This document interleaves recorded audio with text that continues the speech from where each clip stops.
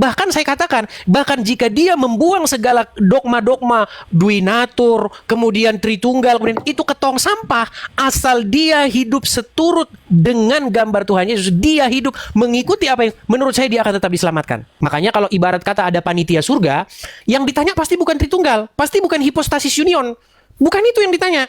Masa mau masuk surga, kamu percaya hipostasis union? Percaya nggak kamu hipostasis union? Nggak percaya? Neraka. Saya nggak berani konsep seperti itu. Saya mau belajar nih. Saya mau belajar metodenya mereka karena saya nggak pernah memberitakan yang kayak begini. Orang dia mau nggak percaya konsep-konsep rumusan, nggak percaya konsep-konsep mumet gini, dia tinggalkan itu semua, ditinggalkan oneness, tinggalkan Tritunggal, tinggalkan saksi Yehova, tinggalkan ini. Asal dia hidup seperti Kristus hidup, saya berani mengatakan dia akan diselamatkan. Tanpa dia harus rumet-rumet mikirin Tritunggal, tanpa mikirin hipostasis union. Menurut saya loh. Oke. Jadi menurutmu nih, kita harus memberitakan Injil yang ada Tritunggalnya. Harus itu. Kalau nggak ada Tritunggalnya berarti sesat. Ya kalau nggak ada Tritunggalnya, itu bukan Injil yang lengkap. Misalnya dia tidak saya bebani dengan Tritunggal gimana? Saya tidak membebani dengan Tritunggal. Saya hanya bilang gini. Kita membohongi mereka, kita nggak jujur. Kalau menurut saya enggak loh. Kalau saya bilang begini. Gitu, yang menjadi masalah pada waktu itu, waktu saya diskusi sama RK, dibilang begini. Bapak di surga juga menuhankan Yesus. Saya bilang enggak ada Bapak di surga menuhankan Yesus. Tidak pernah. Ini dia masalahnya, Bang. Silakan. Kita contohlah salah satu Bapak gereja yang mencetuskan ide Tritunggal itu, namanya Tertulian. Sebelum Tertulian itu yang paling awal aja, Bang, Theophilus. Itu aja yang paling awal. Oke, Theophilus, tetapi kan tidak tidak berkembang begitu ya. Masalah dia beriman atau tidak itu urusan rohnya Allah. Apakah roh Allah berkenan menarik dia atau tidak? Kita tidak punya otoritas. Kita melakukan bagian kita, dia melakukan bagiannya. Itu doang, Bang Edis. Datang Elia Miron. Kita sambut teman-teman Elia Miron. Silakan. Halo. Ini nggak wajib on cam kan? Soalnya lagi Wajib L. Okay. Wajib L. Ya, wajib. Biar lebih. Lagi di jalan kah? Oh, lagi di jalan, teman-teman. Oke. Ya, aku lagi di luar. Oke. Ya, nggak apa-apa. Jadi gini. Silakan yang pertama, Kemarin kan Bang Edis ada diskusi dengan, dengar ya suaraku ya? Dengar. Oke. Dengar ya? Dengar. Kemarin kan Bang Edis ada diskusi dengan RK masalah Yesus Yesus punya Tuhan. Tentang diksi Yesus punya Tuhan. Ya, nah kalau masalah Yesus punya Tuhan itu kita juga bisa menerima itu karena ada penjelasannya untuk itu sesuai dengan apa yang dijelaskan oleh Bang Edis gitu. Cuma kemarin itu ada pertanyaan Bang RK dalam pertanyaannya tentang subordinasi. Jadi subordinasi itu tingkatan hierarki di dalam Allah Tritunggal itu. Nah, Bang Edis mengatakan bahwa Yesus lebih rendah daripada Bapa. Oke. Yesus lebih rendah daripada Bapa. Nah, sekarang kita mau konfirmasi. Makanya aku tadi WA Bang Edis, cuma Bang Edis belum bales. Tadi aku tanya, Bang Edis, maksud Bang Edis mengatakan Yesus lebih rendah daripada Bapa itu dalam apanya? Dalam hakikatnya sebagai Allah kah? Atau dalam inkarnasinya? Nah, sekarang kita mau tanya ke Bang Edis. Apa yang Bang Edis maksudkan bahwa Yesus lebih rendah daripada Bapa? Itu dalam hakikatnya sebagai Allah sebelum inkarnasi atau setelah inkarnasi? Baik. Kalau misalnya ada orang yang bisa memutarkan video itu kembali, mungkin Elia bisa memutarkan itu kembali karena saya tidak pernah mengatakan ada live demikian. YouTube-nya kan itu, Bang? Ada rekamannya? Ada. Saya mengatakan bahwa Bapa lebih besar daripada Yesus karena Yesus yang bilang begitu. Lalu perkataan itu dikatakan saya sesat. Katanya saya saksi Yehova karena saya mengatakan bahwa Bapa lebih besar daripada Yesus. Enggak, saya secara pribadi pun menentang orang yang mengatakan Bang Edis itu saksi Yehova. Karena Bang Edis masih mendeklar bahwa Yesus adalah Tuhan. Selama Bang Edis masih mengatakan Yesus adalah Tuhan, itu bukan saksi Yehova. Cuma yang jadi masalah di kita ini adalah ketika Bang Edis mengatakan Yesus lebih rendah daripada Bapa, ini kesempatan Bang Edis untuk klarifikasi kepada kita atas argumen itu yang tadi malam. Coba di mana? Ketika Bang Edis di mana saya mengatakan bahwa Yesus lebih rendah daripada Bapa di surga? Lah kan Bang Edis katakan Tapi walaupun tidak setara gini. dengan Bapa. Oh iya, oke. Apakah Oke. Yesus mengatakan bahwa Bapa lebih besar daripada dirinya? Betul, betul. Apakah itu membuktikan bahwa itu setara? Iya, makanya yang mau kita tanyakan Bang Edis, kan di dalam pelajaran teologi kan, atau dalam pendapat bapak-bapak gereja lah, para muridnya Rasul. Di dalam Allah itu, memang di dalam Ibrani 2 ya, ayat 9 dikatakan, ketika dia menjadi manusia, dia dibuat lebih rendah daripada malaikat-malaikat. Yang artinya Bang Edis, Yesus ini memang dibuat lebih rendah dalam inkarnasinya. Tetapi sebelum dia berinkarnasi, dia tidak pernah lebih rendah daripada Bapa. Nah sekarang yang kita mau tanya ke Bang Edis mengatakan Yesus lebih rendah daripada Bapa ini ketika inkarnasi, atau hati-hati itu tuh. Yesus lebih rendah daripada Bapa itu ketika dia berinkarnasi atau sebelum dia datang ke dunia berinkarnasi. Nah itu yang mau kita tahu.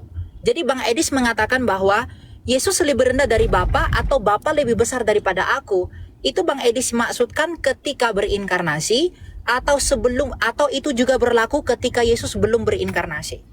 Oke, pada waktu itu pembicaraan belum tahap ke sana memang. Tetapi kalau saya itu dia Bang Edis yang mau kita tanya. Tetapi kalau saya ditanya mengenai hal tersebut, tentu saja ketika kita berbicara tentang Yesus, maka kita berbicara tentang firman yang datang menjadi manusia. Pasti itu kita berbicara tentang pasca inkarnasi. Berarti Yesus ini, Bang Edis mengatakan Yesus lebih rendah dari Bapa itu ketika inkarnasinya. Karena kita tidak mengenal Yesus sebelum, karena tidak ada nama Yesus sebelum inkarnasi. Karena nama itu ada setelah inkarnasi. Oke, saya terima. Oke. Nah, sebelum Yesus ini menjadi manusia, firman Allah sebelum dia menjadi manusia sesuai Yohanes 1 ayat 1, pada mulanya adalah firman itu bersama-sama dengan Allah, firman itu adalah Allah. Apakah firman itu lebih rendah daripada Bapa? Tidak ada pernyataan firman itu lebih rendah daripada Bapa. Kita bukan membahas firman, kita membahas mengenai Yesus, Tuhan kita. Oke, berarti Bang Edis mengatakan bahwa Yesus yang lebih rendah daripada Bapa ini ketika inkarnasinya, bukan ketika dia sebagai firman Allah di hakikat Allah Sang Bapa. Ya tentu dong. Oke, kalau itu bagus, kita bagus. Kalau begitu saya setuju. Lalu yang kedua Bang Edis, tadi malam itu kan RK itu membawa arah pembicaraan ini kepada Tritunggal. Iya, tapi bahwa Yesus, Bang RK mengatakan tentang definisi Allah. Jadi ketika RK itu mengatakan bahwa, hati-hati tuh.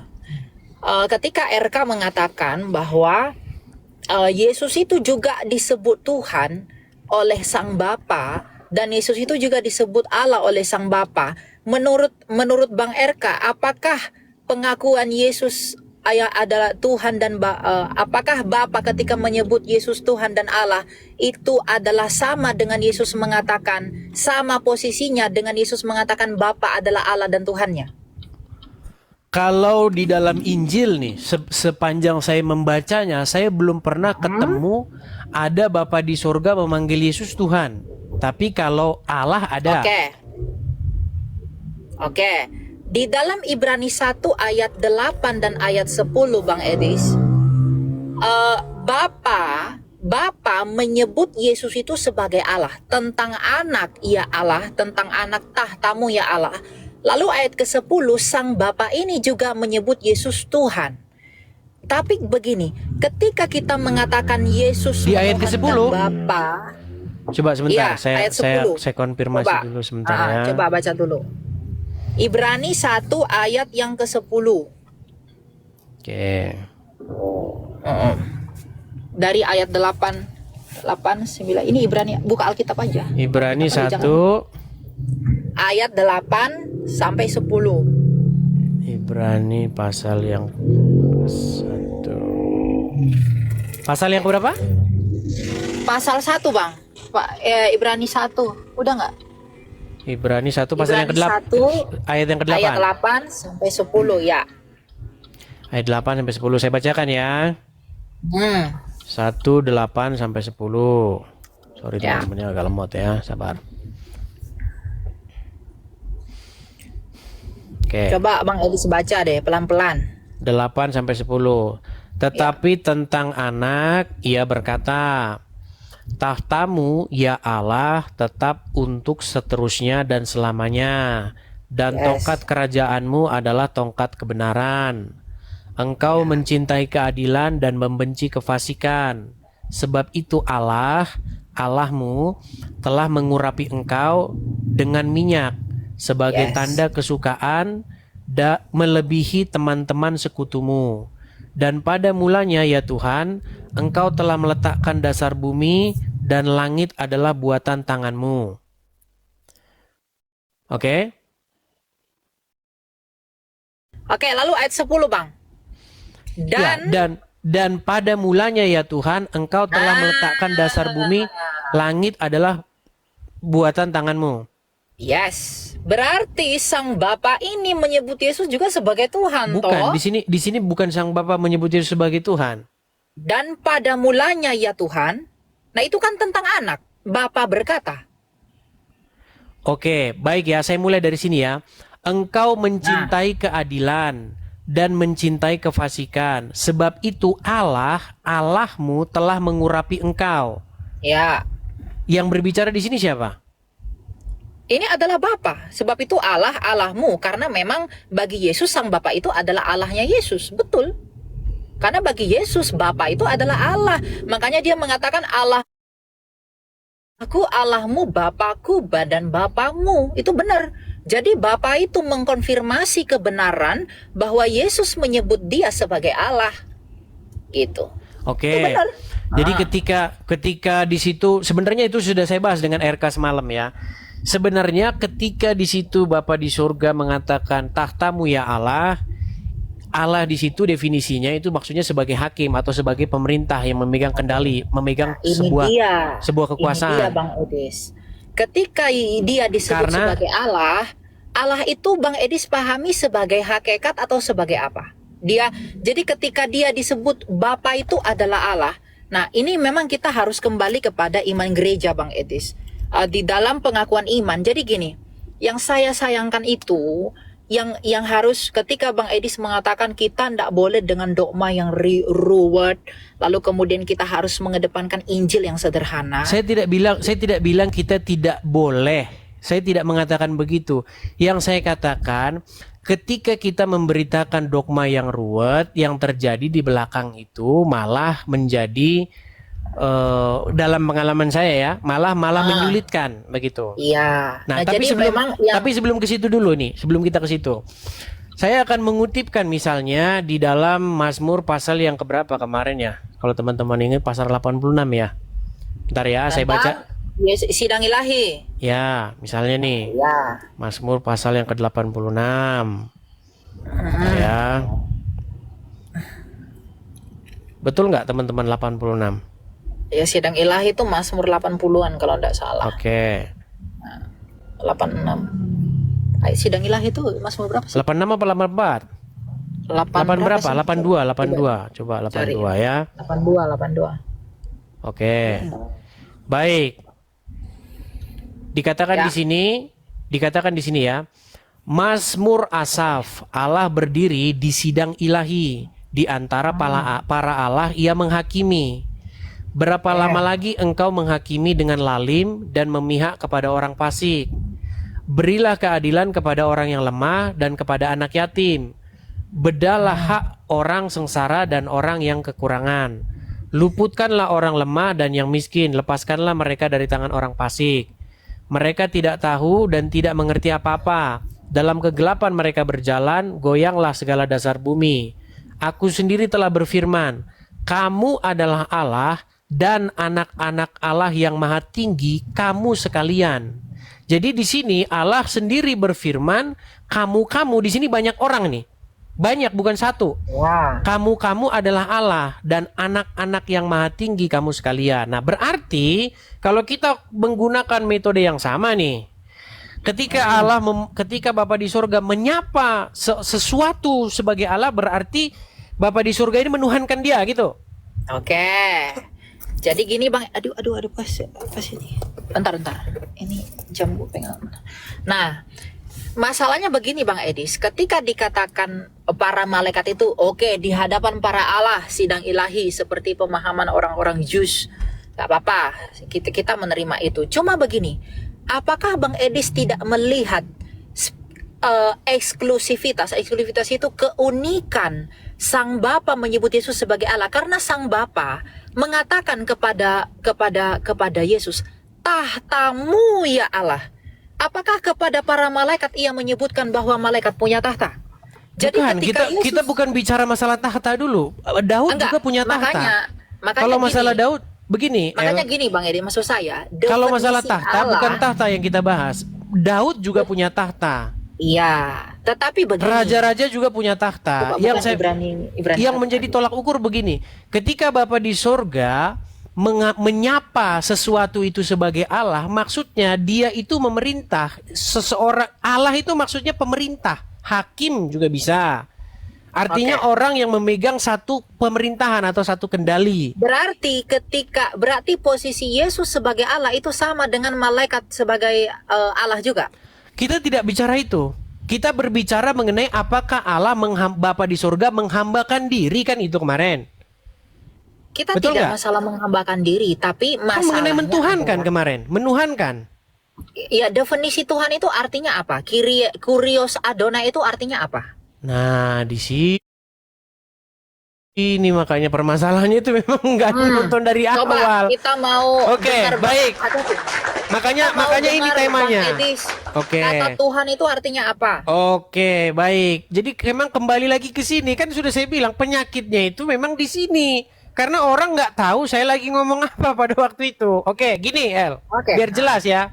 Begini.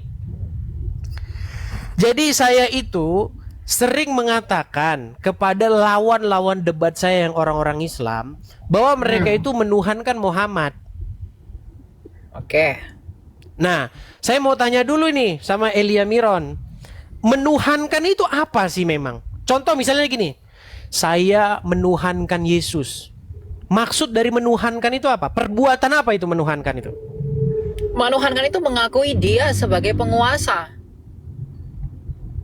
Karena hanya arti mengakui kata saja? kurios, ya arti kata kurios itu kan penguasa. Oke. Ya, menuhankan itu apakah hanya mengakui saja tapi nggak melakukan? Ya, dia dalam pengakuan itu yang melakukan apa yang dia anggap layak sehingga disebut sebagai Tuhan. Dia menuhankan. Atau gini saja dah, saya bantu. Gini, karena banyak orang Islam dan juga orang Kristen yang nggak paham menuhankan itu apa. Gini, menuhankan adalah suatu perbuatan menjadikan sosok tersebut sebagai sesuatu yang ditaati, dipatuhi, menyerahkan diri sepenuh, menghambakan diri kepadanya, mengikuti apapun yang dia perintahkan. Kira-kira setuju nggak? Mengikuti apapun yang dia perintahkan gitu. Ya, oke. Betul. Oke. Jika begini, jika saya ketemu dengan Udin, saya ini membuat diri saya patuh, takluk, tunduk kepada si Udin ini, sehingga apapun kata Udin saya kerjakan. Udin bilang gini, kau makan itu kotoran hewan itu, saya makan. Lompat kau ke jurang, laksanakan. Kau terbakar dirimu ke api itu, saya laksanakan. Ketika saya menaklukkan diri saya kepada si Udin ini, mengikuti apapun kemauan dia, itu perbuatan menuhankan nggak? Berarti Pak Edis menerjemahkan menuhankan itu adalah mengikuti perintahnya, apa yang dia mau. Berarti menaklukkan diri atas perintahnya, begitu? Iya, menaklukkan diri secara total terhadap sesuatu tersebut sehingga mengikuti apapun kemauannya. Itu yang saya maksud menuhankan di situ. Dan lawan-lawan mengikuti debat apapun yang dia mau. Oke. Dan lawan-lawan debat saya itu ketika saya bilang, kamu berbuat gitu nggak sama Muhammad? Berani nggak kamu lawan Muhammad? Kalau Muhammad suruh kamu belok kiri, kamu berani belok kanan nggak? Dia nggak mau. Maka saya bilang sama dia, berarti kamu itu menuhankan Muhammad. Dan dia bilang, betul, saya menuhankan Muhammad. Lalu dia tanya balik sama saya. Kalau begitu Yesus menuhankan Bapa di sorga. Karena dia menyerahkan dirinya, menaklukkan dirinya secara total kepada Bapa di surga. Saya bilang iya. Makanya kesimpulannya pada waktu itu Yesus punya Tuhan atas dasar konteks percakapan kami pada waktu itu. Karena Yesus menuhankan Bapa di surga. Lalu statement saya yang sepotong ini seperti biasa, seperti yang dulu-dulu diambil oleh orang kemudian dikomentari bahwa statement itu statement yang sesat katanya. Nah, sekarang saya tanya dulu, karena Elia Miron pun sudah mengiyakan, apakah Elia Miron setuju dengan definisi yang demikian bahwa Tuhan Yesus menuhankan Bapa di surga? Ya, betul, itu betul. Nah, tetapi kalau sedikit lagi. Yang menjadi masalah pada waktu itu, waktu saya diskusi sama RK, dibilang begini, Bapa di surga juga menuhankan Yesus. Saya bilang enggak ada Bapa di surga menuhankan Yesus. Tidak pernah. Ini dia masalahnya, Bang. Nah, silakan. Coba jelaskan. Coba jelaskan kepada saya bahwa Bapa di surga menaklukkan diri kepada Yesus. Coba. Saya mengikuti definisi Bang Edis. Tadi Bang Edis mengatakan bahwa arti kata Tuhan itu adalah yang kepadanya kita mengikuti perintahnya, apa yang dia mau, dengan demikian dia menaklukkan diri. Nah, ketika Yesus berinkarnasi, memang dia dibuat lebih rendah daripada Bapa, lalu kemudian di dalam ketaatannya sebagai seorang hamba dalam misi penebusan, dalam melakukan karya ilahi, ya dia memang tunduk kepada hukum Taurat. Galatia 4 ayat yang keempat. Betul, dia tunduk kepada hukum Taurat. Tetapi kalau Bang Edis dengan begitu, dengan definisi bahwa Tuhan menuhankan itu adalah kita mengikuti kemauan yang kita tuhankan, maka Bapak juga pasti menyebut Yesus adalah Tuhan dalam konteks bukan menyebut. Begini, Bang Elia, begini El. Menaklukkan diri kan? Oke. Apakah ada konteks di dalam Bible bahwa Bapa di surga menaklukkan diri kepada Yesus? Oke. Ketika Yesus mengatakan, meminta kepada Bapaknya, ketika dia mengatakan, ya Bapa, permuliakanlah aku padamu diri sendiri. Menurut Bang Edis, Yesus sedang meminta Bapaknya mengikuti kemauan Yesus enggak? Betul. Nah, berarti kalau mengikuti Bang Edis itu, Bapa itu mengaku Yesus Tuhan enggak? Bukan mengakui Tuhan, menuhankan. Bukan mengakui Tuhan loh, menuhankan. Ya, karena kan definisi Bang Edis menuhankan itu adalah mengikuti apa yang dia mau, menaklukkan diri. Oke. Pertanyaan saya, apakah ketika Tuhan Yesus meminta kepada Bapa, Bapa di surga selalu mengikutinya? Ya. Oke. Ketika di Taman Getsemani, apa yang Tuhan Yesus minta kepada Bapa di surga? Apa yang dia minta? Ya Bapak, sekiranya cawan ini berlalu daripadaku, tapi bukan kehendakku, tapi kehendakmu. Betul. Oke. Berarti Bapa di surga mengikuti kehendak Yesus atau Tuhan Yesus yang mengikuti kehendak Bapa di surga? Ya, Tuhan Yesus dalam sebagai hamba dia mengikuti kehendak Bapa. Tapi apakah dengan demikian Yesus punya kehendak untuk tidak mengikuti kehendak Bapa? Soalnya Bang Edis, Yesus mau mati itu bukan hanya kehendak Bapa. Yohanes 10 ayat 17 Yesus mengatakan, aku menyerahkan nyawaku. Bukan, jangan ke situ dulu. Jangan ke situ dulu. Karena ini masalah kehendak. Maksud saya begini. Kita sudah sepakat bahwasanya kalau kita baca Bible, Yesus, Tuhan kita, menaklukkan dirinya kepada Bapa di surga. Mengikuti atau taat tunduk penuh. Mengikuti apapun yang Bapa mau. Betul? Ya, Yesus ya. Sekarang sebaliknya. Adakah kita baca di dalam Injil bahwa Bapa di surga mengikuti segala kemauan Tuhan Yesus?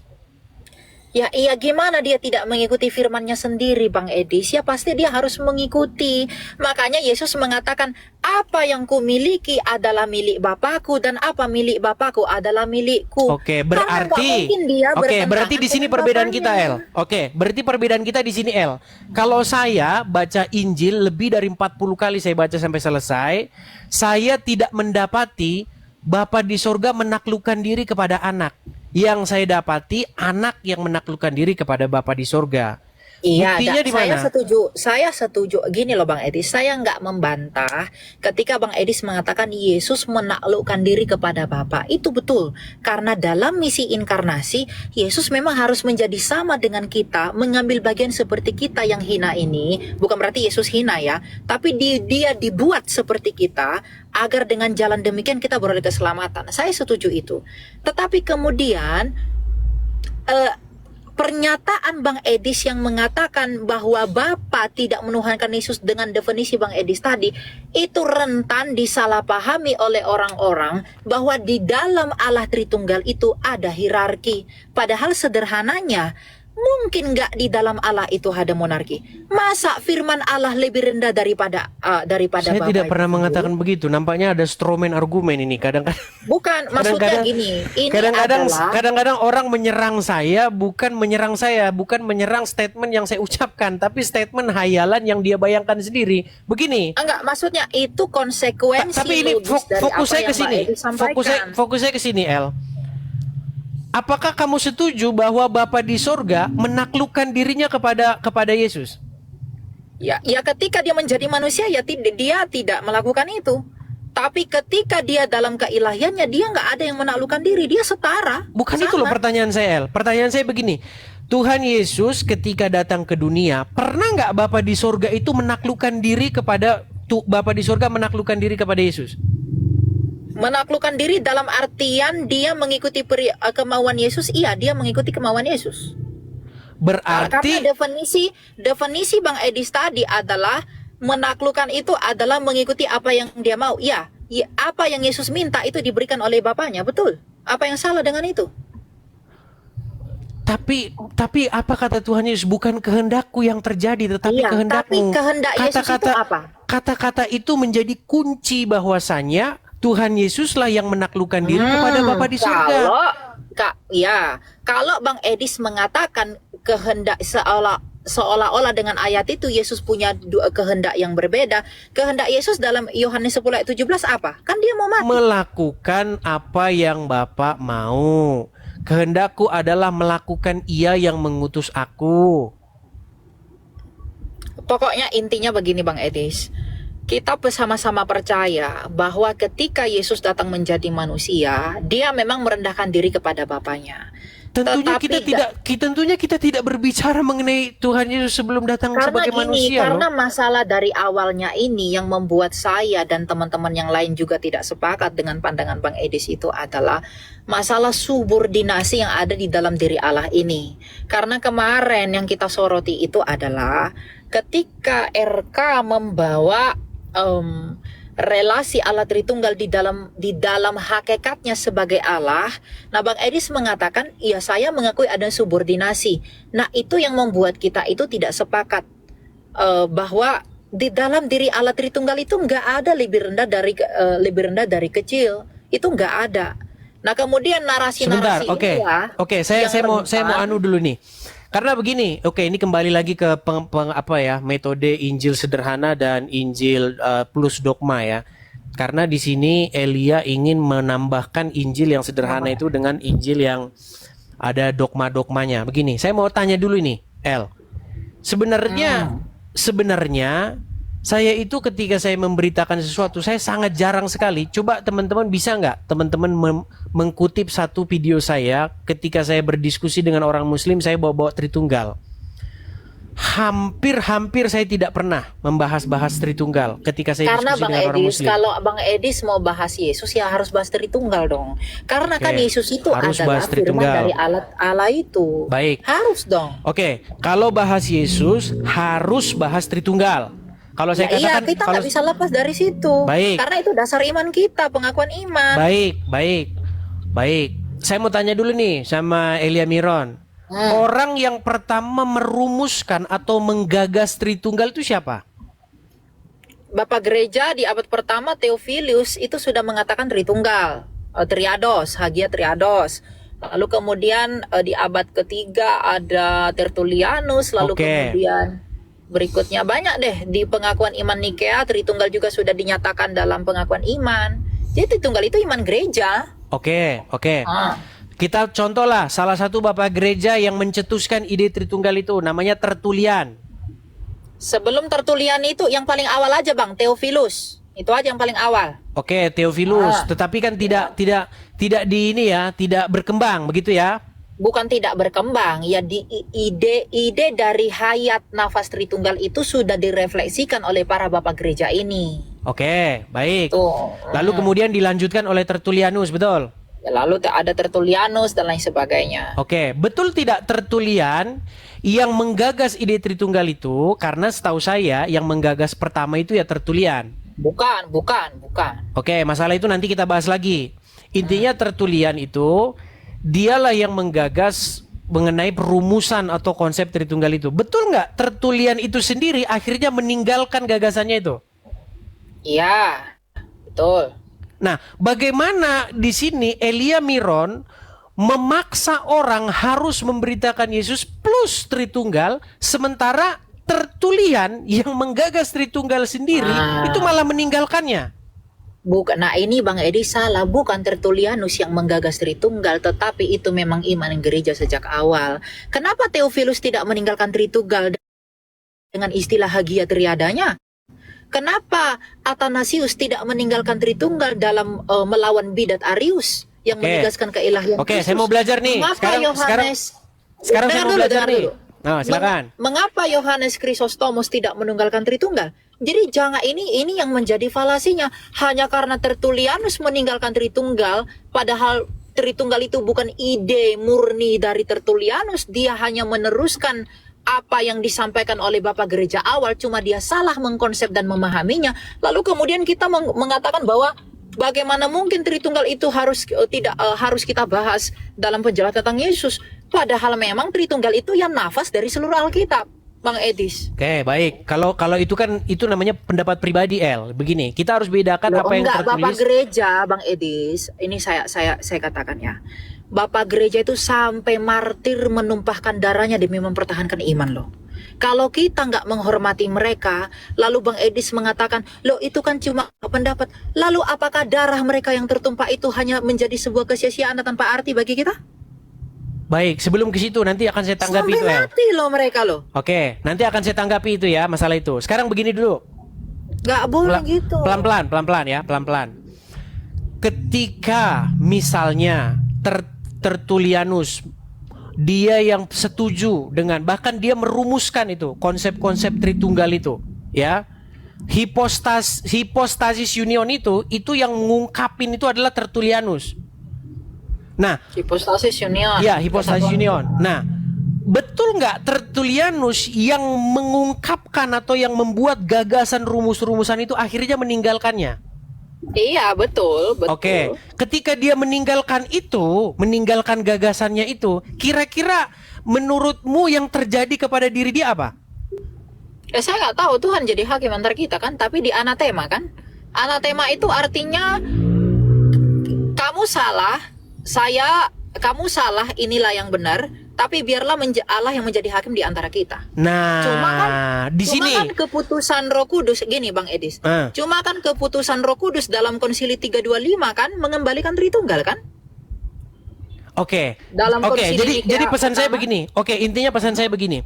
Jadi kalau orang memberitakan Injil, memberitakan Yesus sebagai Sang Mesias, supaya orang hidup sesuai dengan apa yang diteladankan oleh Tuhan Yesus, kira-kira kalau Injilnya hanya sampai tahap itu saja, nggak ada embel-embel Tertulianus, hipostasis union, dan lain sebagainya? Enggak, itu bukan Injil. Itu namanya bukan Injil.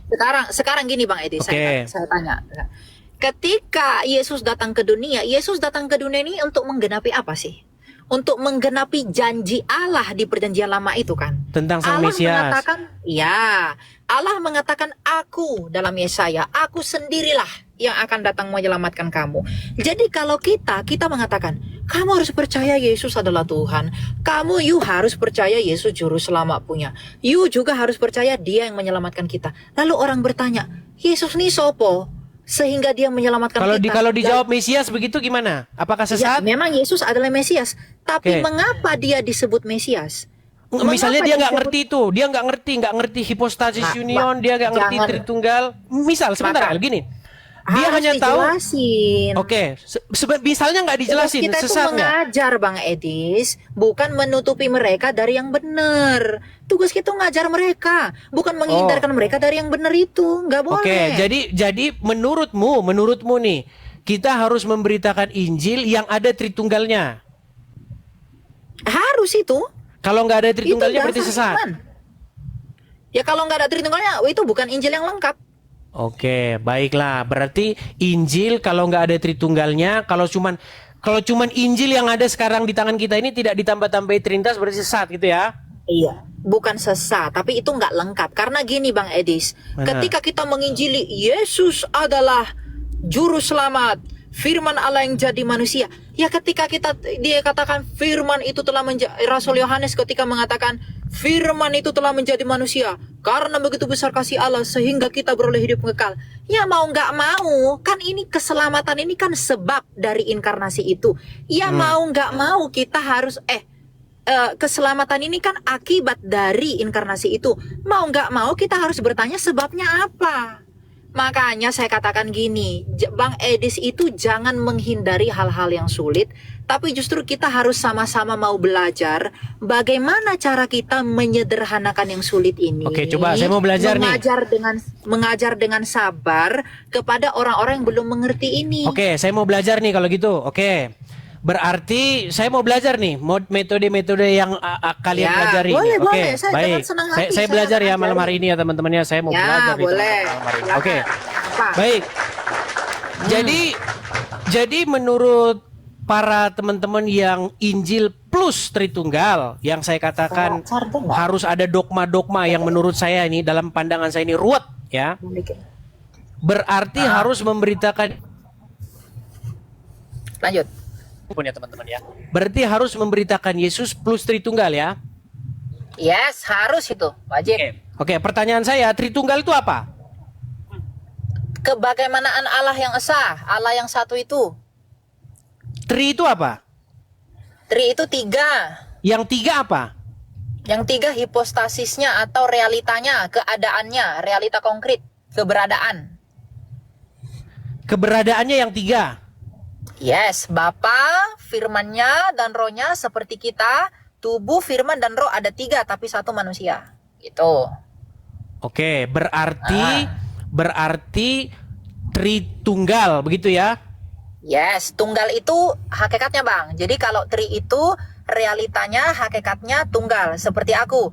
Aku hanya ada satu manusia, tapi ada tiga realita. Ada tubuhku, ada firmanku atau pikiranku, ada rohku. Tapi meskipun ada tubuhku, ada firmanku, ada roh. Bentar, kita tunggu teman-teman. Dia masih agak macet.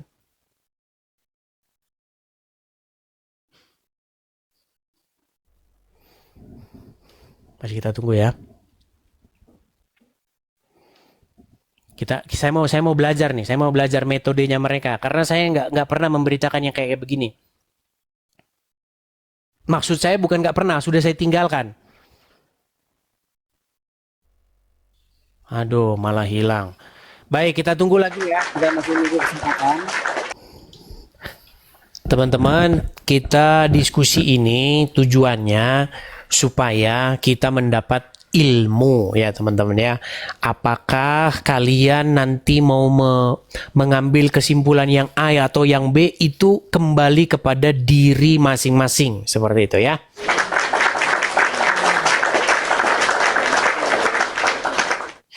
Dia masih belum datang.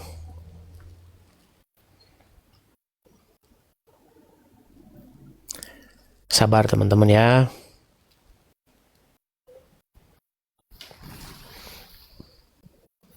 Kalau misalnya teman-teman nonton dari awal ya, apalagi udah lama nyimak diskusi saya itu tidak pernah mempermasalahkan style atau gaya orang atau penyampaian orang karena orang itu menyampaikan setingkat dengan apa lawan bicara kita gitu loh. Kalau Anda mau menyampaikan materi yang berat-berat kepada anak SD, yang anak SD itu nanti muter sendiri. Makanya kalau metode saya itu mau menyampaikan hal-hal yang sederhana saja, begitu. Ketika misalnya saya menyampaikan berita tentang kebenaran, lalu orang tersebut menerimanya, menurut saya itu sudah cukup. Begitu loh. Terus bilang begini, Bang Edis, ya, saya menerima Yesus sebagai junjungan saya. Saya menerima Yesus sebagai sang Hamasiah sebagai Kristus. Tapi saya nggak menerima Tritunggal, Bang. Nggak apa-apa. Cuman kata orang-orang katanya itu sesat katanya. Ya, makanya ini kita diskusikan gitu loh. Jadi menurut orang katanya dia harus menerima Tritunggal. Kalau dia menerima Yesus sebagai sang Mesiasnya, menerima Yesus sebagai suri toladannya, junjungannya, nggak boleh, harus menerima Tritunggal juga. Nah, saya berbeda pandangan yang lain. Kalau menurut saya boleh begitu. Orang menerima Tuhan Yesus nggak menerima Tritunggal boleh. Yang penting dia hidup sesuai dengan apa yang Tuhan Yesus mau. Makanya kalau ibarat kata ada panitia surga, yang ditanya pasti bukan Tritunggal, pasti bukan hipostasis union. Bukan itu yang ditanya. Masa mau masuk surga, kamu percaya hipostasis union? Percaya nggak kamu hipostasis union? Nggak percaya? Neraka. Saya nggak berbagi konsep seperti itu. Cuman ketika ada orang memaksakan bahwa kalau mau menerima Tuhan Yesus harus menerima Tritunggal, saya tidak sepakat. Orang menerima Yesus sebagai sang Mesias, sebagai menerimanya sebagai junjungannya, sebagai pimpinannya yang menunjukkan bagaimana harus taat hidup, bagaimana harus hidup, meneladani dia. Cukup menurut saya. Nggak harus dipaksa-paksa dia harus menerima Tritunggal. Silakan. Yang masih mungkin bertentangan dengan saya mau tanya dulu, silakan. Silakan. Kita masih menunggu ya, udah 3 menit. Ya, silakan.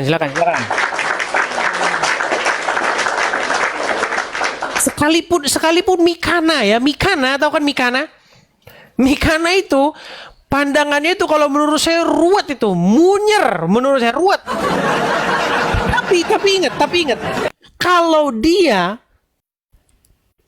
pesan yang dia tangkap itulah bagaimana dia harus hidup, harus sesuai segambar dengan Tuhan Yesus, diselamatkan. Bahaya kan statement saya, diselamatkan. Iya.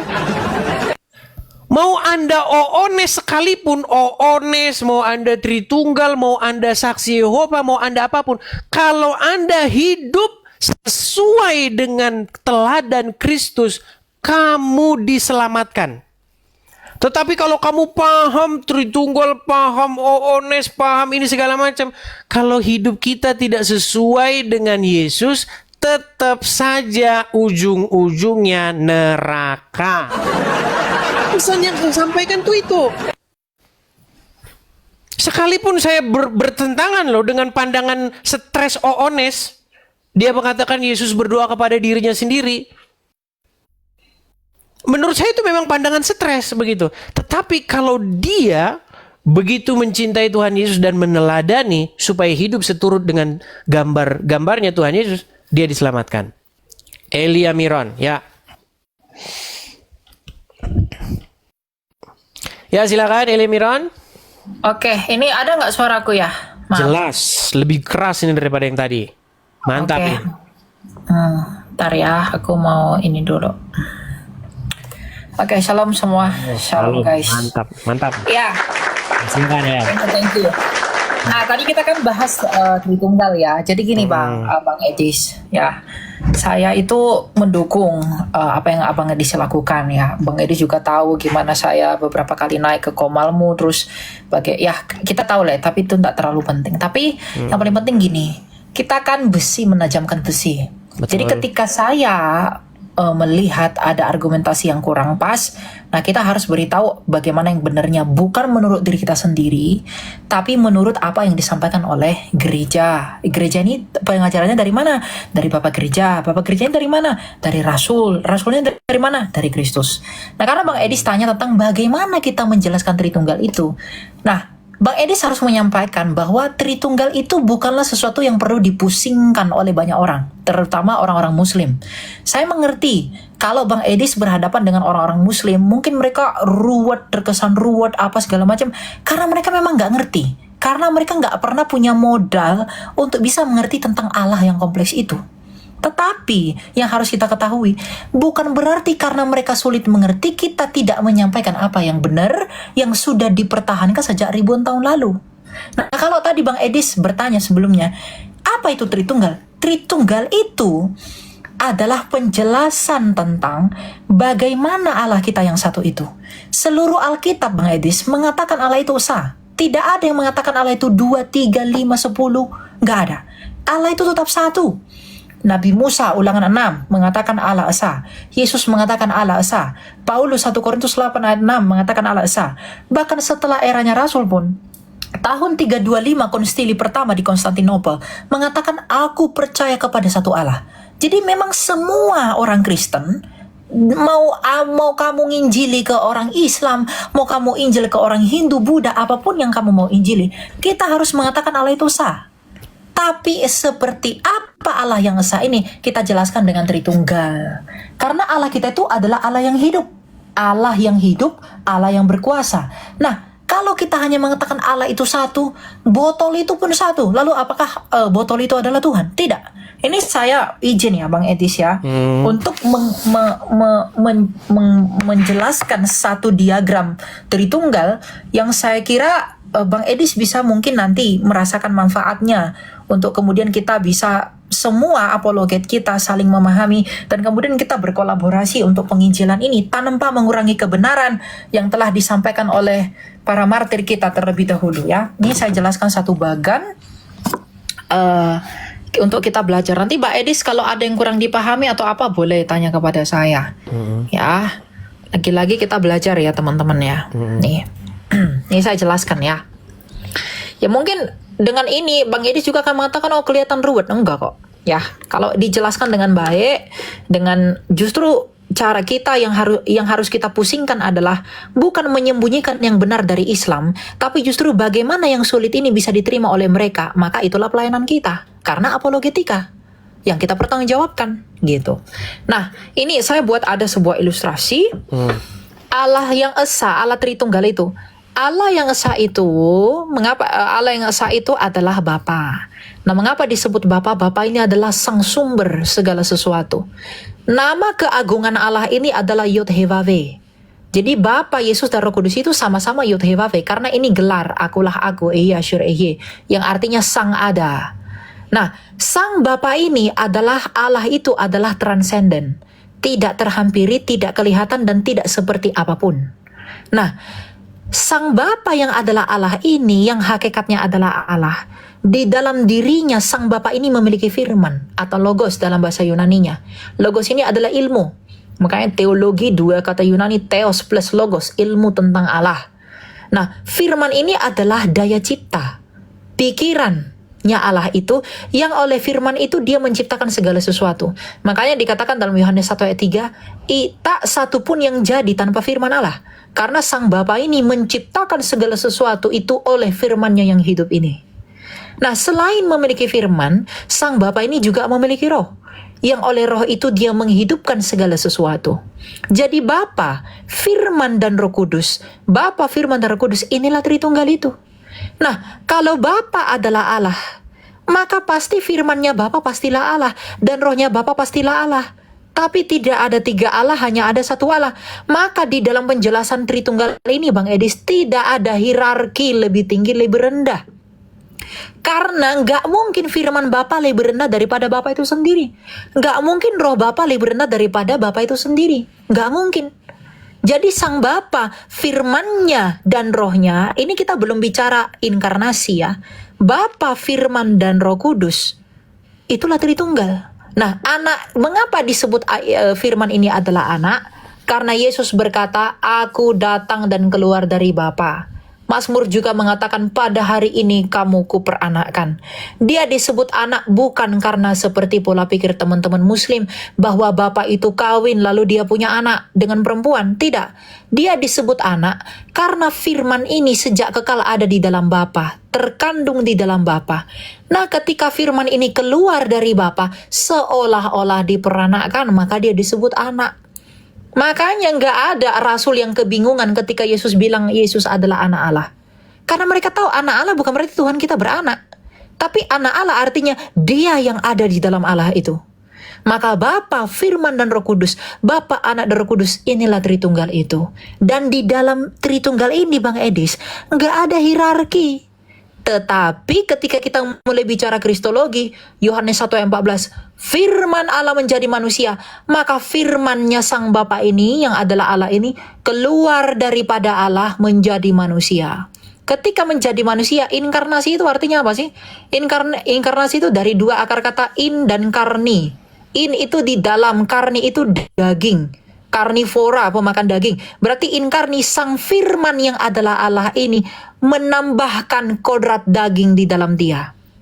Ketika dia menjadi manusia, maka diberi nama Yesus. Nah, Yesus yang menambahkan kodrat manusia dalam inkarnasinya ini, ya, dia merendahkan dirinya daripada Bapa yang adalah Allah itu. Makanya dikatakan dalam Filipi 2 ayat 6, ia yang walaupun dalam rupa Allah tidak menganggap kesetaraan dengan Allah sebagai hak milik yang harus dipertahankan. Kalau dikatakan dia tidak menganggap kesetaraan dengan Allah, artinya dia setara dengan Bapa. Nah, jadi ini tidak sulit dipahami. Jadi ketika Bang Edis mengatakan Yesus adalah Mesias, mengapa dia Mesias? Karena dia adalah yang dijanjikan. Dia dijanjikan kenapa? Untuk menyelamatkan manusia dari dosa. Nah, siapakah dia ini? Mesias ini artinya apa? Penyelamat dan juru selamat kita. Lalu ketika dibaca di pernyataan, siapa juru selamat? Juru selamat adalah Allah. Maka siapa Yesus itu? Yesus adalah Allah. Nah, boleh bawa penjelasan seperti ini. Saya kira Bang Edis ini tidak akan membingungkan mereka kalau kita jelaskan dengan sabar. Gitu. Baik. Ya. Kalau misalnya nih, saya tidak memberitakan yang itu tadi tuh, yang Tritunggal itu tadi. Saya hanya memberitakan begini, bahwasanya Tuhan semesta alam, Sang Pencipta langit dan bumi, ingin menyelamatkan manusia dengan perantaraan firman yang diutusnya menjadi manusia, yaitu Yesus, Sang Mesias, Kristus. Nah, baiklah kita setiap manusia menundukkan dan menaklukkan diri kepada Dia. Menundukkan dan menaklukkan diri kepada Sang Kristus itu, Sang Mesias itu. Supaya kita mendapatkan hidup. Karena Dia adalah jalan dan kebenaran dan hidup. Nah, kemudian supaya kita hidup seturut dan sekehendak dengan Dia. Artinya kita harus hidup seperti Dia, menjadi seperti Kristus. Kira-kira kalau dengan seperti itu saja terus dia langsung iya paham, terus dia nggak ini, tanpa memberitakan Tritunggal, apakah itu sesat? Saya nggak pernah mengatakan itu sesat, tetapi ya puji Tuhan lah kalau nggak tadi katanya sesat soalnya tadi katanya sesat, sekarang enggak ya? Enggak, itu saya nggak mengatakan itu sesat, tetapi gini Bang Edis, ketika Bang Edis mengatakan itu, lalu kemudian karena itu satu hubungan, karena tanpa teologi kita nggak bisa ngerti kristologi. Karena gini, firman Allah menjadi manusia, kamu harus percaya kepada Yesus. Yesus itu siapa sih? Yesus itu juru selamat. Sang Mesias itu, lalu Mesias, Sang Mesias. Lalu dia baca Alkitab, Tapi Yesus di sini dikatakan anak Allah, artinya apa? Nah, kalau begitu ya bawa ke Tritunggal. Karena Bang Edis, kalau abang menginjili orang Muslim jadi Kristen, kamu pasti kasih Alkitab kan? Untuk dia dibaca. Nah, ketika dia baca, firman itu telah menjadi manusia, diam di antara kita sebagai anak tunggal Bapa. Lalu kalau dia tanya, ini artinya apa Bang Edis anak tunggal Allah? Bang Edis harus jelaskan Tritunggal ini. Nggak boleh katakan, udahlah imani aja. Nggak boleh, namanya juga apologetika ya, bertanggung jawabkan. Karena itu nggak bisa lepas dari Alkitab. Misalnya makanya nih, Bang Edis, misalnya Sebentar saya lanjutin. Semua yang kita terima pada hari ini, perumusan iman, keselamatan dalam Yesus, kemudian juga Tritunggal dan lain sebagaimana, itu semua sumbernya dari sini, dari Alkitab ini. Oke, baik. Bukan dari yang lain-lain. Baik, oke. Misal nih, ada orang nih, taruhlah namanya Muhammad begitu ya, Muhammad itu orang Muslim gitu. Dia nggak terima tuh, saya nggak terima itu. Tritunggal itu saya nggak terima. Tapi saya menerima Yesus sebagai sosok Mesias. Saya menerima bahwa saya harus menjadikan dia sebagai pemimpin hidup saya, suri tauladan hidup saya. Saya harus jadikan dia sebagai panutan, begitu. Tapi saya nggak terima itu konsep-konsep Tritunggal itu. Menurut Elia nih, dia diselamatkan nggak? Kalau menurut saya dia diselamatkan. Tanpa dia percaya sama Tritunggal, hipostasis union, menurut saya dia diselamatkan. Ketika dia menyerahkan dirinya kepada Yesus untuk dipimpin, dituntun supaya hidup sesuai dengan kemauan Tuhan Yesus, dia buang Tritunggalnya itu ke tong sampah. Menurut saya dia diselamatkan. Menurut Elia?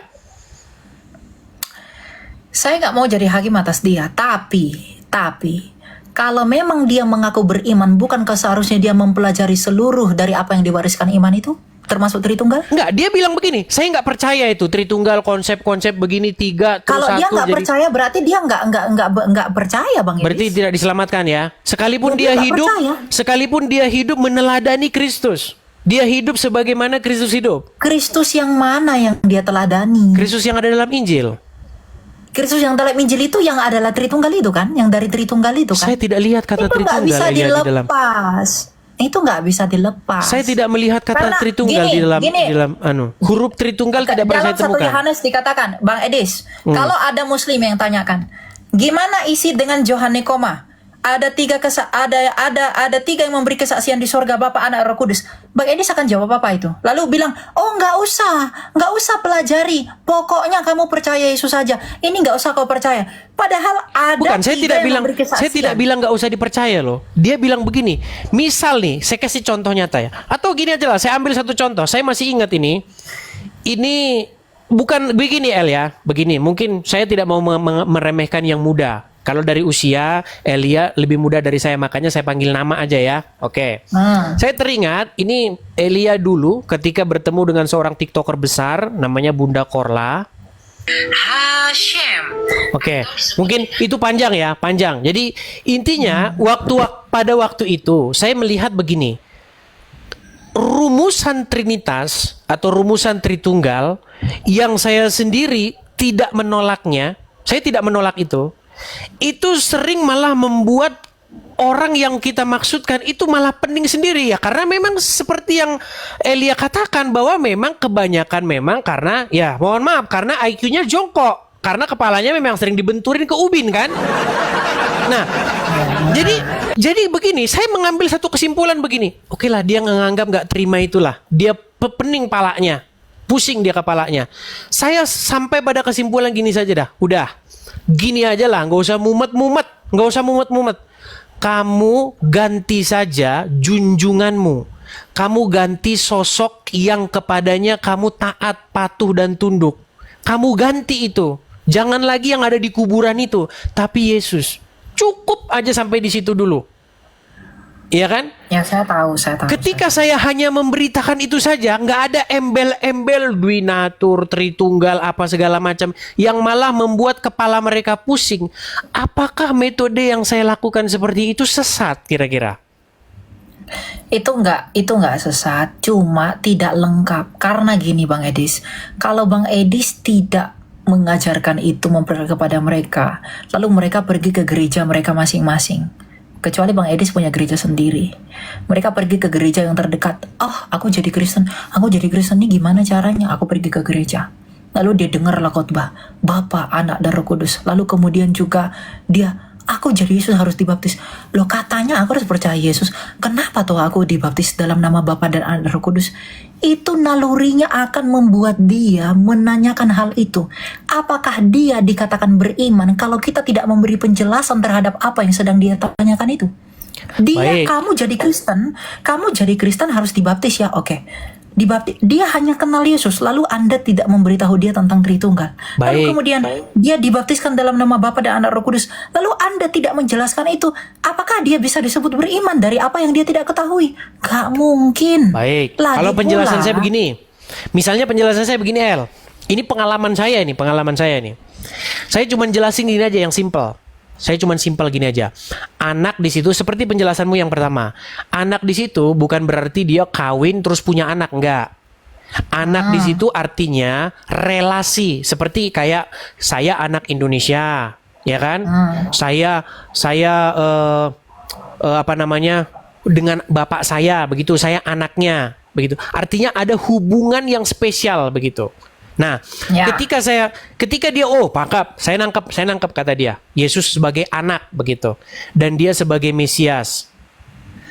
Kemudian orang tersebut, misalnya dia menerima Yesus sebagai sang Mesias, menjadikan dia sebagai suri tauladannya, sebagai pemimpin hidupnya, untuk hidup seperti yang diteladani oleh Yesus, tanpa dia nerima Tritunggal. Tanpa dia nerima Tritunggal, konsep-konsep yang seperti itu, duinatur, begini, keilahian, kemudian kemanusiaan, mumet dia. Kira-kira cukup sampai di situ saja, kira-kira dia diselamatkan nggak? Saya selalu akan mengatakan saya tidak akan menjadi hakim atas orang itu. Nah, Cuma kalau Bang saya, Edis, kalau saya orang dia mau nggak percaya konsep-konsep rumusan, nggak percaya konsep-konsep mumet gini, dia tinggalkan itu semua, ditinggalkan oneness, tinggalkan Tritunggal, tinggalkan saksi Yehova, tinggalkan ini, asal dia hidup seperti Kristus hidup, saya berani mengatakan dia akan diselamatkan. Tanpa dia harus rumet-rumet mikirin Tritunggal, tanpa mikirin hipostasis union. Menurut saya loh. Iya, nggak apa-apa. Lalu kemudian, apakah kita apakah kita menyayangkan begitu saja para martir yang telah mati mempertahankan iman kita ini? Maksudnya? Ya, para martir itu rela mati martir semua demi mempertahankan semua yang kita jabarkan hari ini. Lalu Bang Edis mengatakan itu tidak perlu. Dia tetap akan Kenapa selamat. mereka maksudnya begini? Maksudnya begini. Kenapa mereka maksudnya mati? Ya, mempertahankan iman kita, Kristen. Mempertahankan dari siapa? Dari ajaran-ajaran sesat. Maksudnya gimana? Epifanius dari Salamis, Bang Edis, itu saking berbahayanya aja. Tuhan Yesus saja bilang apa? Kalau seseorang ini menyesatkan kamu, lebih baik dia diikatkan batu kilangan dan mati. Oke, ketika seseorang tidak memberitakan Tritunggal, apakah itu menyesatkan? Nah, kalau dia pada akhirnya beriman kepada Yesus yang bagaimana? Kan Anda harus bawa Tritunggal kan? Yesus yang ada di dalam Injil, yang hidup, Ya, yang Yesus. hidup setaat kepada Bapa di surga. Oke, Yesus yang ada dalam Injil itu anak Allah atau bukan? Anak Allah. Ya udah, itu udah Tritunggal. Anda harus jelaskan itu. Mengapa dia anak Allah? Allah itu beranak atau gimana? Kalau di Nah, situ Anda harus bukan jelaskan itu yang dong. saya maksudkan, El. Yang saya maksudkan itu Tritunggal, yang saya maksudkan adalah seperti yang saya bilang kemarin loh. Yesus harus ada kepribadian ilahi, harus ada Itu turunan lain sebagai gini, Bang Edis. Bang Edis harus tahu membedakan apa tentang Tritunggal teologi, apa kristologi. Ketika kita berbicara Yesus menjadi manusia, dia punya dua kodrat sesuai dengan konsili Kalsedon dan lain sebagainya. Itu sudah dalam ranah kristologi. Itu sangat penting. Memang itu sangat penting. Tetapi akarnya kita harus tahu dulu, yaitu apa Tritunggal. Kalau kita nggak ngerti Tritunggal, Bang Edis, Alkitab ini kita nggak akan paham. Kenapa? Alkitab ini syarat dengan Bapakku, Bapamu, akulah dia, anak Allah. Dia rohnya telah mengasihi begini-begini. Kalau orang membaca itu, lalu tidak diberi penjelasan Tritunggal terlebih dahulu, mereka tidak mengerti. Bagaimana mereka bisa memahami Bapakku, Bapamu, ya Allahku, Allahmu. Lalu kemudian roh Allah begini. Lalu Bapa menyebut Yesus sebagai Allah. Kalau mereka tidak diberitahu dulu bahwa ini semua alasannya untuk bisa ngerti, kamu harus ngerti Tritunggal. Allah yang kalau esa misalnya dia nggak ngerti begini. itu, kalau dia fokus mata dia hanya tertuju bagaimana dia hidup Ya seperti tetap Tuhan teladan. yang akan menjadi hakimnya dia. Tuhan yang jadi hakimnya dia, bukan kita. Oh, kalau Tapi tugas seperti kita, Bang kalau Edis, seperti itu jawabannya saya lega. Cuman tadi saya dengar omonganmu kalau tidak percaya Trinitas, Tritunggal katanya masuk neraka. Itu tadi. Saya nggak mengatakan nggak percaya Tritunggal masuk neraka. Di mana? Coba kamu tunjukin. Kamu Tadi ketika No. Kamu relay videomu ini di mana saya mengatakan tidak percaya Tritunggal ke neraka. Saya hanya mengatakan kalau kamu tidak menjelaskan Tritunggal dalam penginjilanmu, kalau Bang Edis mengatakan seperti justru itu yang akan menyandung imannya dia. Karena tanpa Tritunggal, Justru kalau saya kasih tahu Tritunggal dia malah mumet gimana?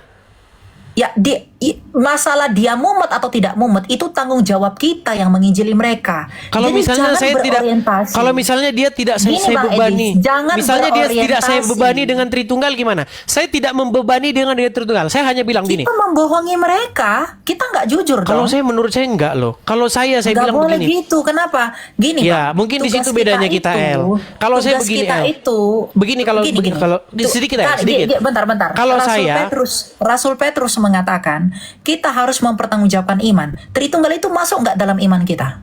Masuk. Kalau itu masuk dalam iman kita, maka kita harus secara jujur, Bang. Poin kita itu bukan kita itu dianggap benar, bukan karena seberapa banyak orang yang kita jadikan jadi Kristen, Oke, bukan. baik. Karena jumlah itu bukan orientasi. Yang menjadi orientasi kita adalah iman mereka benar atau tidak. Baik. Tuhan tidak peduli tentang jumlah. Baik, El. Yesus Kristus aja, para murid aja banyak yang mundur, dia malah nantang Petrus. Oke. Kamu nggak mau pergi juga? Baik, Kan El. enggak begitu. Oke, baik. Ini kesimpulan El ya, biar kita nggak ini ya. Teman-teman jangan menganggap ini sesuatu yang nilainya itu negatif, tapi ambil ini sebagai sesuatu yang positif. Kalian sendiri akan mengambil kesimpulannya. Gini El, ini permisalan aja nih, permisalan. Ada sidang orang masuk surga. Misal, ini kita Saya nggak bisa berpendapat itu haknya Allah, Bang Edi. Saya nggak mau ngambil bukan haknya gini, Tuhan. maksud saya begini. Menurutmu El, menurutmu yang difokuskan kalau ada seleksi orang masuk surga, menurutmu adalah apakah dia berpaham Tritunggal, berpaham Oneness, berpaham Saksi Yehova, berpaham Katolik, berpaham Protestan, berpaham ini Ortodoks dan lain sebagainya, atau apakah engkau sudah serupa dengan gambaran dari Tuhan kita yaitu Yesus? Menurutmu El, menurutmu yang menjadi titik fokus kekristenan itu mana El? Jadi keduanya. Ketika Abang Edis mempertanyakan, apakah kamu udah menjadi serupa dengan gambaran Yesus? Loh, Yesus itu gambaran Allah yang tak kelihatan, itu Tritunggal itu. Oke, baiklah ya. Artinya teman-teman mengambil satu kesimpulan Iya kan? masing-masing ya. Tapi kalau yang saya tangkap begini, El. Gitu dong. Ya, Harus maksud gitu. ya, maksud saya begini. Yang saya tangkap itu, El, banyak orang membebani orang dengan hal-hal kosmik yang sebenarnya orang tersebut tidak memahami dengan betul-betul jelas. Artinya begini, contoh ya, bapak-bapak gereja seperti Tertullianus. Tertullianus yang merumuskan hipostasis union, kemudian dia konsepkan pribadi pertama, pribadi kedua, pribadi ketiga. Dia saja itu meninggalkan ajarannya dia sendiri. Lalu bagaimana kita harus maksa orang supaya dia harus punya paham seperti itu? Makanya yang saya enggak, bilang Bang. begini. Tritunggal sedikit El, biar saya lanjutin lagi. Nanti bisa tanggapi. Gini, menurut saya ya El ya, kita ini nggak tahu dengan hal-hal yang kosmik. Bagaimana Tuhan Yesus sebelum turun ke dunia, dia ada sebelum inkarnasi, lalu bagaimana dia naik ke surga lagi. Kita nggak ngerti itu. Yang ditugaskan kepada kita itu adalah, wahai murid-muridku, anak-anakku yang kukasihi, apakah sudah hidup sesuai dengan teladan Kristus? Apakah kita ini sudah mirip seperti Yesus, atau malah kita ini mirip sama itu tetangga sebelah itu yang di kuburan sana itu? Kan ini pesan ini yang saya sampaikan gitu loh. Kamu mirip siapa? Mau mirip Mahmudin apa mau mirip Yesus? Kalau kamu mau mirip Mahmudin, ya kamu seperti itu jadinya. Tapi kalau kamu mirip dengan Tuhan Yesus, hidup taat, tunduk, setia kepada Bapa di sorga, maka kamu akan diselamatkan. Nggak peduli kamu nggak ngerti Trinitas kek, nggak ngerti Oneness kek, nggak ngerti. Menurut saya itu nggak masalah, El. Itu pesan itu yang saya sampaikan. Cuman sekarang banyak orang harus memaksakan. Kamu harus paham nih, hipostasis union. Oh, kamu harus paham duinatur nih. Menurut Gini, saya Bang orang nggak Edis, ngakuin itu pun menurut saya nggak masalah kok. Saya mengapresiasi usaha Bang Edis, keprihatinanmu untuk kemudian menginjili orang. Saya mengapresiasi itu. Karena bagaimanapun mungkin, saya tidak tahu mungkin secara kuantitas bagaimana, mungkin banyak orang yang dari seberang jadi Kristen, itu betul. Saya tidak tahu kebenarannya bagaimana ya, tapi faktanya ada gitu. Karena beberapa kali saya pelayanan ke luar daerah, saya menemukan orang yang akhirnya tersadarkan bahwa ajaran mereka salah karena dari Bang Edis gitu. Cuma begini, ketika dia memutuskan menjadi seorang Kristen, dia harus gini. Kalau saya bilang kita kata harus itu saya nggak setuju. Kalau dia harus, saya nggak setuju. Ya, makanya dengar dulu. Ketika dia mengatakan dirinya adalah seorang Kristen, dia beriman kepada Tuhan, bukankah imannya dia itu seharusnya iman yang timbul dari cinta dia kepada Tuhan? Bukankah itu sebenarnya yang membuat dia harus mencari terus kerajaan Tuhan? Padahal Yesus berkata, carilah dahulu kerajaan Allah dan kebenarannya, maka semuanya ditambahkan kepadamu. Kita harus mencari kebenarannya. Kebenaran apa yang diajarkan Yesus ini. Ketika Yesus mengatakan, aku dan Bapakku adalah satu. Aku adalah anak Allah. Ketika dia mengatakan, di luar aku engkau tak bisa berbuat apa-apa. Akulah pokok anggur yang benar. Ketika teman-teman dari luar Kristen melihat ayat ini, maka seharusnya iman yang benar tidak membuat mereka tersandung dengan ini, tapi justru iman mereka yang benar justru membuat mereka mau belajar. Ini artinya apa ya, dan lain sebagainya. Dan kita sebagai pengajar, apologet, saya nggak mengatakan saya pengajar dalam otoritas apapun, saya hanya orang yang berusaha mempertanggungjawabkan iman. Karena saya tidak pernah mewakili gereja apapun, saya tidak pernah dapat otoritas dari siapapun. Maka Bang Edis, di dalam iman mereka ini yang ingin terus belajar ini, maka kita sebagai orang dalam tanda kutip pengajar atau apologet, justru kita harus memberi penjelasan kepada mereka. Oh begini, bukan menghindarkan mereka dari apa yang terlihat sulit. Lalu kita mengatakan, aduh, dia nggak mungkin nyampe ke situ, udah aku nggak jelasin. Itu bukan begitu sikap kita. Sikap kita adalah kita menjelaskan kepada mereka karena apa yang mereka imani itu, menuntun mereka kepada kepenuhan dari iman itu. Itu tugas Bang Edis, itu tugas saya, itu tugas kita semua. Memberitahu mereka, mempertanggungjawabkan. Petrus mengatakan apa? Berilah pertanggungjawaban tentang pengharapan yang ada padamu.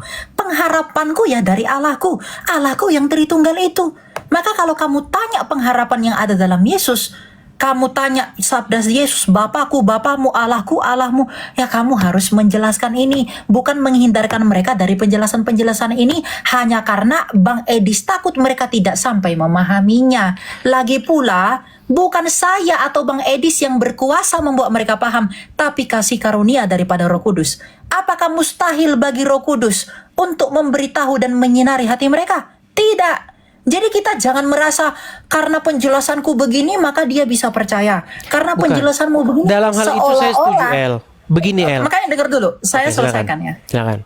Seolah-olah kita merasa mampu kita buat orang percaya. Enggak. Tugas kita nyatakan kebenaran, jadilah saksi. Masalah dia beriman atau tidak, itu urusan rohnya Allah. Apakah roh Allah berkenan menarik dia atau tidak? Kita tidak punya otoritas. Kita melakukan bagian kita, dia melakukan bagiannya. Itu doang, Bang Edis. Baik, saya tanggapi El ya. Jadi mungkin kita di sini agak sedikit salah paham nih El. Gini loh El, dalam hal itu saya setuju. Yang saya tidak setuju adalah ketika kamu mengatakan bahwa kalau kamu tidak memiliki konsep pemahaman seperti yang ini, bahwa ini harus begini, bahwa harus ada hipostasis union, kemudian harus ada duinatur. Kalau kamu tidak memahami ini, maka kamu tidak diselamatkan. Itu yang saya tidak setuju. Bahkan itu saya katakan kedalaman iman, Bang. Orang yang di luar, di atas-atas, ketika Abang menginjili orang, kamu percaya Yesus adalah Tuhan. Ketika dia percaya masih di situ, berarti imannya masih begini. Kan iman itu bertumbuh seperti biji sesawi. Iya, maksud saya begini, biar saya selesaikan dikit ya. Gini Bang, gini, ketika dia udah jadi Kristen berkembang ya Tritunggal itu harus dijelaskan, jangan dihindari. Itulah iman yang bertumbuh. Saya tidak mengatakan itu, El. Yang saya katakan adalah ketika seseorang memaksakan bahwa dia harus menganut paham Tritunggal, dia harus. Nah, ini yang saya tidak sepakat. Kamu harus mengakui Yesus begini, dia punya duinatur, dia punya begini, harus paham hipostas imannya, Bang. Kalau dia mendalami imannya, Bang, lebih dalam, di atasmu ketika baru menurut awal kenal saya, Tuhan, makanya mungkin, gantian, El. Tadi kan kamu udah bicara. Ini maknanya begini, El. Tingkat keselamatan itu tidak di situ, El. Tingkat keselamatan itu adalah di mana dia mencintai Yesus dengan cara bagaimana? Dengan cara hidup seperti bagaimana Tuhan Yesus hidup. Dia dijadikan Yesus sebagai teladannya. Dia mirip dengan Yesus. Bukan dogma-dogma yang seperti itu. Bahkan saya katakan, bahkan jika dia membuang segala dogma-dogma duinatur, kemudian Tritunggal, kemudian itu ke tong sampah, asal dia hidup seturut dengan gambar Tuhan Yesus, dia hidup mengikuti apa yang menurut saya dia akan tetap diselamatkan. Ya nggak apa-apa, Bang Edis jadi penilai untuk mereka tetap diselamatkan, itu urusan Bang Edis. Saya nggak punya hak untuk mereka bilang selamat atau tidak. Baiklah, dalam di situ kita mungkin berbeda. Kalau dia mau menjadi seorang Kristen, semakin dia mendalami imannya, namanya juga biji sesawi yang bertumbuh itu gimana sih? Iman yang bertumbuh itu ya pasti mendalami semua apa yang dirumuskan dalam iman itu, termasuk Tritunggal. Nah, sikap kita kalau dia memang mendalami iman, kalau imanmu nggak bertumbuh, kamu selamat nggak? Mungkin nggak imannya? Kalau iman yang bertumbuh itu menurut saya dibuktikan dari seseorang itu semakin mirip dengan Tuhan Yesus. Ya, semakin mirip dengan Tuhan Yesus yang bagaimana? Tuhan Yesus yang ada dalam Bible, kan? yang merendahkan dirinya, yang taat kepada Bapa di surga. Dalam rupa Allah tidak menganggap kesetaraan dengan Allah, dia yang rendah hati itu, dia yang di surga telah datang ke dunia ini, dia yang telah berkorban padahal dia tidak berdosa dibuat jadi dosa. Itu dogma semua nggak itu? Itu bukan dogma, itu ada dalam Bible. Yang tidak ada dalam Bible itu hipostasis union, kemudian duinatur, itu yang nggak ada. Bang, istilah Tritunggal pun nggak ada dalam Alkitab. Iya, makanya saya bilang kalau nggak ada, kenapa kita harus maksakan itu? Orang harus berpaham demikian. Kan itu istilah yang menjembatani apa yang ada dalam Alkitab itu. Para bapak-bapak gereja mengatasi kebingungan orang atas apa yang ada dalam Alkitab ini, yaitu dengan memberikan istilah-istilah itu, agar melalui istilah itu kita mengerti apa makna dari apa yang disampaikan Alkitab ini. Kita harus fair lah dengan itu. Itu hanya istilah-istilah. Kita kasih contoh, Bang. Kalau begitu kita kasih contoh-contoh, El. Karena kan banyak begitu sekte ya dalam kekristenan ya. Justru malah saya ini ingin menghilangkan segala sekte. Ya. Sekarang begini, kita kasih contoh. Boleh gitulah. Memang kita kasih itu contoh. Otoritas Tuhan itu. Iya, makanya maksud saya begini, El. Misal nih, ada seseorang berpaham oones. Kita sama-sama sepakat bahwa memang paham mereka itu memang udah nggak waras lah. Udah nggak waras. Saya sepakat itu. Begini, orang berpaham oones karena Yesus berdoa kepada dirinya sendiri. Orang pahamnya seperti itu tuh. Tetapi dia begitu mengasihi Yesus. Dia begitu mengasihi Yesus. Dia hidup ingin seperti Yesus hidup. Yesus tidak makan babi, dia nggak makan babi. Yesus memelihara hari Sabat, dia memelihara hari Sabat. Yesus misalnya melaksanakan hukum-hukum Taurat, dia melaksanakan hukum-hukum Taurat. Misal itu. Tapi dia berpaham oones. Dia berpikir bahwa Yesus berdoa kepada dirinya sendiri. Menurut saya, pemahaman saya, dia akan tetap diselamatkan. Nggak apa-apa kalau Bang Edis mau ini jadi menurut hakim saya. buat mereka, nggak apa-apa. Bahkan yang kalian klaim katanya saksi Yehova lah, begini dan lain sebagainya, menganggap Yesus lebih rendah daripada Bapa, menganggap Bapa lebih besar daripada Yesus. Asal dia hidup segambar dengan Yesus, menurut saya dia akan diselamatkan. Gak peduli dia mau berpandangan seperti apa. Karena hal-hal seperti itu memang di luar ini kita, bukan di luar kesanggupan kita kok sebenarnya. Kita nggak memahami hal-hal bagaimana Yesus sebelum inkarnasi. Tapi kan itu udah hal-hal yang kosmik. dalam Alkitab.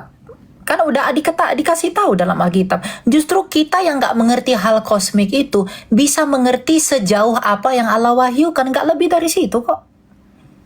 Itu doang. Nah, apa yang diwahyukan dalam kitab ini ya kita kasih tahu. Kita nggak sedang bahas Allah di surga itu bangkunya seperti apa ya, dia bertata di sana seperti apa bentukannya. Kita nggak bahas itu, Bang. Tapi sejauh apa yang dikatakan Alkitab, baptislah mereka dalam nama Bapa dan Anak dan Roh Kudus. Itu dikatakan Alkitab. Maka kita menjelaskan sebagai orang yang mengaku percaya kepada Dia dan sebagai orang yang merasa terbebani untuk mengajak orang kepada Yesus, harus kita pertanggungjawabkan. Ini artinya apa? Bukan menghindarkan mereka dari penjelasan itu. Nah, ketika mereka meminta pertanggungjawaban atas hal ini, maka mereka bisa mengerti atau tidak mengerti. Kalau mereka belum mengerti, ya nggak apa-apa, belajar lagi. Bedakan belum mengerti dan tidak mau mengerti. Nah, ini di sini oke. Sekarang kita harus sampai kesimpulannya. Belum mengerti itu kan versimu, begitu, versimu. Nah, saya pun juga punya versi seperti itu. Misalnya nih kepada Mikana. Saya mengatakan bahwa versinya dia belum paham itu kalau Yesus itu bukan Bapa. Tapi versinya Mikana lain. Edis belum paham itu kalau Bapa itu adalah Yesus itu adalah Bapa itu adalah Yesus sendiri. Kita punya versi masing-masing nih. Tetapi yang saya maksudkan itu bukan di situ. Yang saya maksudkan ini begini. Inti daripada kekristenan adalah bahwasanya supaya setiap orang menundukkan diri takluk kepada Yesus, menjadikan Yesus sebagai Tuhan atau Tuhannya, sehingga orang tersebut harus serupa dan segambar dengan Dia. Menurut saya di situ inti kekristenan. Jangan serupa dan segambar dengan rupanya Mahmudin. Cuman begitu. Itu pesan saya kepada mereka. Kalau itu menurut Bang Edis, biar jadi Tuhan yang atas hakim Bang Edis.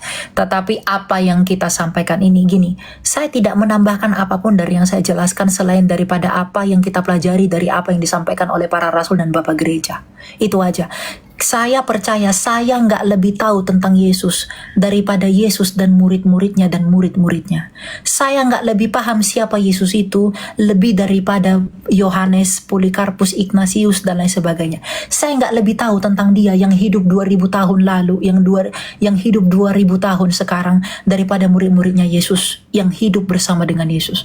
Makanya Yohanes mengatakan, firman hidup yang kami dengar, yang kami raba dan kami ini dan lain sebagainya, itulah yang kami beritakan kepada engkau agar sukacitamu menjadi penuh. Maka apa yang dituliskan rasul ini kepada murid-muridnya, termasuk pengajaran Tritunggal, termasuk pengajaran hipostasi dan lain sebagainya, itulah yang kita teruskan hari ini. Masalah Bang Edis mereka nggak mengerti ini lain sebagainya, itu hikmat kita. Hikmat kita bagaimana? Hikmat kita bukan meniadakan kebenaran ini, tetapi menolong mereka untuk mengerti hal ini. Itu yang perlu modal itu yang perlu ada pada kita. Jadi ibaratnya begini, kita tahu nih suatu dalam peperangan ya, karena kita berapologi dalam peperangan. Kita tahu musuh kita ini besar, kecil atau gimana. Ketika dia musuh kita ini adalah orang yang kecil, maka kita lihat kita hanya menggunakan senjata ini. Ketika dia besar, kita harus gunakan senjata yang seperti ini. Begitu juga dalam penginjilan. Kalau kita lihat dia kira-kira sulit mengerti tentang Tritunggal, nggak apa-apa, maklumi aja dulu. Nanti kemudian ketika dia sudah menjadi Kristen, kita jelasin. Atau mungkin ada orang berpolemik tentang Tritunggal. Jangan katakan Tritunggal itu nggak ada. Tritunggal itu ketong sampah, nggak boleh. Tapi justru kamu yang nggak tahu Tritunggal. Kamu Tritunggal itu apa? Tritunggal itu 3 Tuhan. Ada Maria di dalam seperti perkataan teman-teman dari Mahmudin. Mereka mengatakan Maryam Bapa, Maryam Allah dan Isa. Itulah Tritunggal. Mereka tersandung karena apa yang ada dalam iman mereka sendiri, maka tersandungnya mereka ini harus kita jelaskan dengan apa yang benar yang ada pada kita. Itu yang disebut dengan hikmat untuk dapat memilah-milah mereka ini. Bukan meniadakan, bukan menghindarkan pengajaran yang benar ini daripada mereka. Baik. Saya kira itu poinnya Bang Edis, antara Bang Edis dengan saya. Jadi kita gunakan momen ini untuk saling belajar, baik saya maupun Bang Edis. Bagaimanapun Rasul Yohanes mengatakan, saya tutup ya dengan ayat Alkitab. Nanti Bang Edis boleh tambahkan silahkan. Silakan. Tapi dari saya tutup ya dalam Alkitab, dalam Wahyu ya, Wahyu 22 ayat yang ke-18 ya dan berikutnya. Aku bersaksi kepada setiap orang yang mendengar perkataan-perkataan nubuat kitab ini. Jika seorang menambahkan sesuatu kepada perkataan-perkataan ini, Allah akan menambahkan kepadanya malapetaka-malapetaka yang tertulis di dalam kitab ini. Jikalau seorang mengurangkan sesuatu dari perkataan-perkataan kitab nubuat ini, Allah akan mengambil bagiannya dari pohon kehidupannya dan dari kota kudus seperti yang tertulis dalam kitab ini. Ia yang bersaksi tentang semuanya ini berfirman, "Ya, aku datang segera. Amin, datanglah Tuhan Yesus. Anugerah Tuhan Yesus menyertai kamu sekalian." Yang artinya adalah kita nggak boleh mengurangi atau menambahkan apa yang sudah diajarkan kepada kita. Baik Tritunggal, baik yang abang bilang hipostasis itu ada di dalam konsili Kalsedon, kemudian nanti sampai ada 7 konsili dan lain sebagainya. Itu semua yang kita terima itu harus kita keep yang benar, lalu kemudian kita bagikan. Tapi untuk membagikannya kepada orang lain, kita perlu tahu, oke, kapasitasmu masih segini, maka jelaskan dia dulu tentang Yesus Tuhan. Tapi kalau kemudian dia udah ngerti di situ, berkembang lagi, kita kasih tahu dia tentang Tritunggal. Di Tritunggal udah mengerti lagi. Nah, kalau dia udah ngerti Tritunggal, saya yakin orang yang ngerti Tritunggal pasti ngerti dengan kitab suci. Orang yang Kak Bang Edis tahu nggak? Orang Mahmudin itu, mengapa mereka nggak ngerti Alkitab? Karena mereka nggak ngerti Tritunggal. Mereka ini Bapak, kok ini Bapak, Tuhan Bapak, ini kok Tuhan Anak, Tuhanmu berapa? Karena apa? Karena mereka nggak ngerti Tritunggal. Sehingga mereka membaca Alkitab dalam perspektif membaca kitab suci mereka. Bukan membaca Alkitab dengan perspektif dan kerangka dari iman yang sudah dirumuskan. Karena jadi mereka baca Alkitab ini bingung. Oh, ini kok Bapa, ini Tuhan Bapa, Tuhan Anak, ini Roh Kudus. Mana ini? Kok aku bingung, kok aku nggak ngerti. Kenapa mereka nggak ngerti?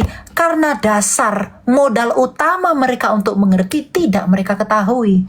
Nah, ketika kita mengajarkan Tritunggal ini kepada mereka, nah, kamu udah ngerti nggak? Kamu ngerti, oke, baca Alkitab. Kamu kebingungan nggak? Nggak akan kebingungan. Saya yakin itu.